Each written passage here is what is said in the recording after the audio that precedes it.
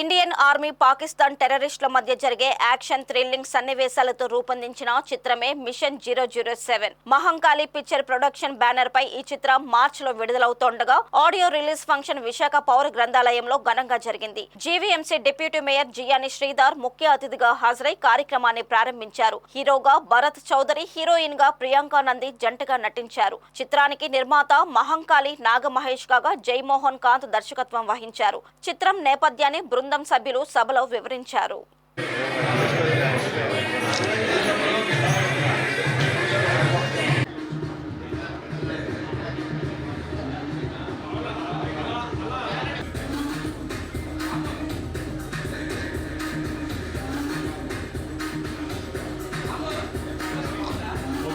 Director గారు ఈ movie గురించి ఎక్స్ప్లెయిన్ చేసిన బట్టి ఆ రోల్ కోసం నేను ప్రిపేర్ అయిన బాడీ మెయింటైన్ చేయడం కానీ అండ్ నాది వైజాగ్.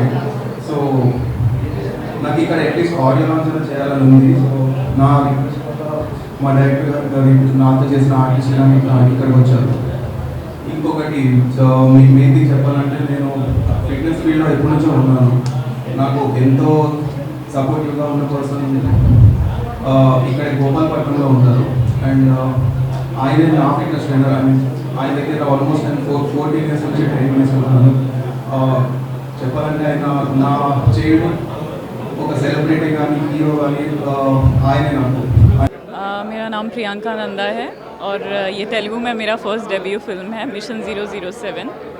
और as we all know that the Telugu film industry is known for its strength, creativity and larger than life storytelling. So I feel so lucky to have started my journey here. And yes, I'll work hard to get good projects and to be in this industry. So, and yes, I'll make all of you proud one day. Output అయితే సూపర్గా వచ్చింది. ఒకసారి మీరు కూడా trailer చూశారు, plus songs కూడా చూశారు.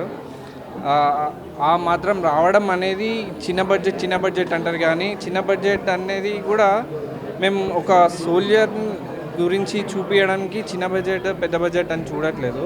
కానీ ఇలా తీయడానికి కూడా చాలా గ్రేట్. మోహన్ కాంత్ గారు చాలా మంచి తీశారు ఈ బడ్జెట్ సినిమాస్లో. కొన్ని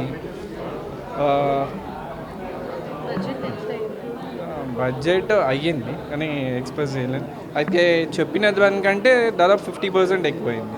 సో ఫస్ట్ షెడ్యూల్ వేసుకునే దానికంటే 50% ఎక్కువైంది. మళ్ళీ చేసిన తర్వాత మళ్ళీ వెనకాల వేస్తే ఎందుకు అని చెప్పేసి టోటల్గా కంప్లీట్ చేసి పెట్టేశాము.